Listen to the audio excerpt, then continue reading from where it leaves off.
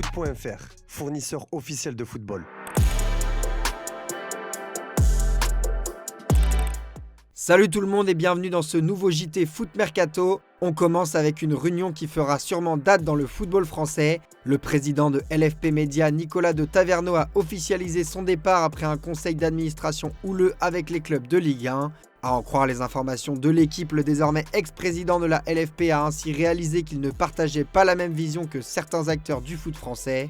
Lui qui souhaitait intenter un recours contre la FIFA après l'épisode des droits de la prochaine Coupe du Monde, il n'a pas été suivi dans sa démarche. Par ailleurs, certains clubs auraient modérément apprécié le fait que leur soutien soit contesté par l'homme de 75 ans.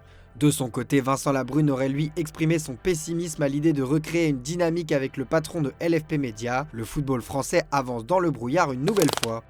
Au lendemain de l'annonce de la démission de Nicolas de Taverneau à la tête de LFP Média, les dirigeants du foot français s'activent pour trouver son successeur. Et à en croire le journal L'Équipe, un nom se dégage pour le moment, celui de Laurent Prudhomme. Passé par Eurosport mais aussi par l'Équipe et l'OL dont il était directeur général, l'homme de 51 ans pourrait être une piste sérieuse dans les prochaines semaines. Après s'être fait imposer le choix de Nicolas de Taverneau par CVC, les clubs voudront certainement avoir leur mot à dire cette fois. À Marseille aussi, l'incertitude règne en maître après le départ de Roberto De Zerbi et Mehdi Benassia qui a posé sa démission qui a par la suite été refusée comme évoqué. Et après ce nouveau rebondissement à l'OM, on vous a justement posé la question sur notre site internet. Mehdi Benassia doit-il quitter l'Olympique de Marseille? Sur près de 50 000 votants, les résultats sont très partagés et le nom l'emporte très légèrement avec 54%. N'hésitez pas à aller donner votre avis. Et d'ailleurs, on vous a aussi sorti hier une vidéo sur les raisons du fiasco actuel de l'OM sur notre chaîne Foot Mercato FC. Je vous invite à aller checker ça. Outre l'extra sportif, il y a aussi le terrain à l'OM où la Provence fait de nouvelles révélations après la débâcle des Olympiens à Paris dimanche dernier au sujet de Leonardo Balerdi. Pointé du doigt après une prestation plus que moyenne, le média olympien révèle que celui qui risque d'être forfait face à Strasbourg n'aurait pas dû jouer face au PSG en raison d'un problème à l'oreille. D'après la Provence, il est même en rééducation dans un service ORL d'un établissement hospitalier marseillais. Et justement, avant la réception de Strasbourg demain à 17h dans un vélodrome qui risque de bouillir, c'est l'entraîneur intérimaire Jacques Abardonado qui était face à la presse. Il est notamment revenu sur la semaine compliquée de l'OM. Quand le club est en difficulté, je parle au niveau de l'équipe, il faut laver les têtes. Il faut parler avec certains, d'autres peut-être qu'il faut les laisser tranquilles parce qu'ils savent ce qu'ils ont fait de bien ou de mal. Mais dans ce laps de temps qu'on a été donné, c'est de laver les têtes, de sortir le positif, d'échanger avec eux, de voir leur point de vue. C'est pas qu'un monologue, je te parlais moi ou Romain. C'est d'entendre parler aussi le joueur en face parce que c'est tous des êtres humains.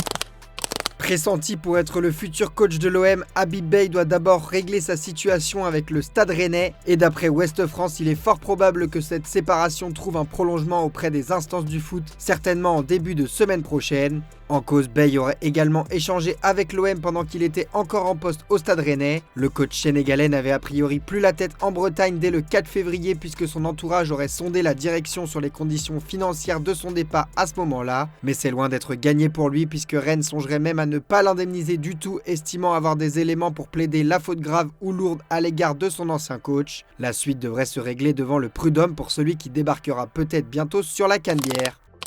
À quelques kilomètres de Marseille, le désormais ex-niçois Jérémy Boga s'est livré sur son calvaire et ses dernières semaines et son arrêt de travail. Désormais joueur de la Juventus de Turin, il a accepté de revenir sur les semaines qui ont suivi son agression. Ça a été une période difficile pour moi et ma famille. Je ne peux pas encore entrer dans les détails, j'étais coincé chez moi pendant 2 mois avec seulement mon entraîneur et ma femme. C'était dur mais je suis heureux d'en être sorti. La première semaine j'ai perdu quelques kilos car je ne mangeais pas beaucoup et ma famille était aussi un peu inquiète. C'était une période difficile à oublier, je veux passer à autre chose désormais.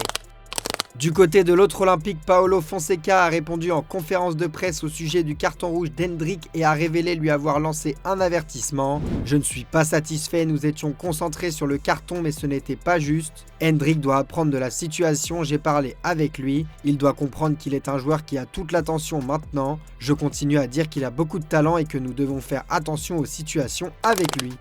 On file à l'étranger à présent où Manchester United a publié un communiqué cinglant après les propos de Sir Jim Ratcliffe au sujet de l'immigration en Grande-Bretagne évoqués dans le JT d'hier et les dirigeants se sont montrés clairs. Notre équipe diversifiée composée de joueurs, de membres du personnel et de supporters du monde entier reflète l'histoire et le patrimoine de Manchester, une ville où chacun se sent chez soi. Nous restons profondément attachés aux principes et à l'esprit de cette campagne.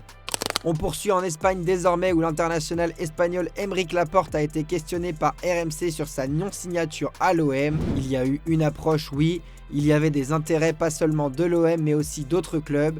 Il y avait l'idée de me rapprocher de la maison, de mon père, de ma famille. J'étais décidé à revenir aux sources, c'est ce qui m'a fait revenir à Bilbao. Toujours en Espagne, c'est un sujet qui revient régulièrement dans la presse depuis quelques jours. Arrivé sur le banc madrilène il y a quelques semaines à peine, Álvaro Arbeloa aurait du mal à se mettre dans la poche une partie de son vestiaire et selon certains médias, certains cadres n'apprécieraient pas vraiment le coach espagnol. Mais ce vendredi en conférence de presse, Arbeloa a décidé de mettre les choses au clair. J'aime discuter avec eux et je profite de chaque occasion pour parler à tout le monde. J'aime savoir ce qu'ils ressentent et ce qu'ils pensent, et leur dire ce que je pense aussi. Moi je tiens à entretenir de bonnes relations avec mes joueurs, plus elles sont étroites, mieux c'est. Nous parlons de football, ils sont toujours disponibles pour me parler. J'aime entretenir de bonnes relations avec mes joueurs, contrairement à ce qui se dit dans la presse, j'aime les voir ensemble, voilà qui a le mérite d'être clair. Comme évoqué dans la revue de presse de ce matin, The Guardian indiquait que la prochaine Coupe d'Afrique des Nations pourrait être reportée à 2028 en avançant que les pays hôtes, à savoir le Kenya, l'Ouganda et la Tanzanie, ne seraient pas encore prêts à accueillir l'événement. Mais ce ne sera pas le cas. Ce vendredi, le président de la CAF, Patrice Motsepe, a confirmé que la CAN 2027 était bien maintenue, tout comme l'édition de 2028. Je souhaiterais réitérer ceci, les informations dans la presse soulignent souvent que les terrains ne sont pas prêts, la pelouse n'est pas prête ou elles ne sont pas aussi bonnes. Nous allons résoudre ce problème. Nous devons croire que nous pouvons organiser une CAN avec réussite. Il en a également profité pour reconfirmer le passage à une CAN tous les 4 ans à partir de 2028 et la mise en place d'une Ligue des Nations tous les 2 ans par zone géographique. On passe aux officiels du jour désormais avec le Bayern Munich qui blinde Dayot Upamecano. C'est la fin d'un très long dossier du côté du Bayern Munich et qui aura connu de nombreux rebondissements. En fin de contrat cet été avec le club allemand, Dayot Upamecano était dans le viseur des plus grands clubs européens avec notamment le Real Madrid. Finalement, le joueur qui avait ouvert la porte à une prolongation a bien réussi à se mettre d'accord avec sa direction. Et ce vendredi, le club a officialisé sa signature jusqu'en 2030. Une autre prolongation, celle d'Igor Thiago à Brentford. Le club a annoncé que l'actuel deuxième meilleur buteur de Premier League derrière Erling Haaland a paraphé un nouveau bail jusqu'en 2031. On poursuit avec Raheem Sterling qui a surpris tout le monde en s'engageant au Feyenoord Rotterdam. Annoncé dans le viseur de clubs anglais comme Tottenham, Crystal Palace, Fulham et West Ham, il a été convaincu par le discours de Robin van Persie et rejoint finalement l'actuel deuxième du championnat jusqu'à la fin de la saison. Comme d'habitude, on se quitte avec l'image du jour. On connaît tous la fameuse phrase « Après l'heure, c'est plus l'heure ». Eh bien à Lyon, plus qu'ailleurs, cette phrase est lourde de sens sous peine d'amende financière pour l'effectif lyonnais. Je vous laisse visionner ça, c'est la fin de ce JT les amis. Merci à vous pour votre fidélité et on se retrouve demain matin pour la traditionnelle revue de presse. Ciao ciao. Bonjour. Non. Quelle heure 0,3. Tu vas payer? Ah ouais, je peux payer. C'est pas ça, regarde. Non, 100.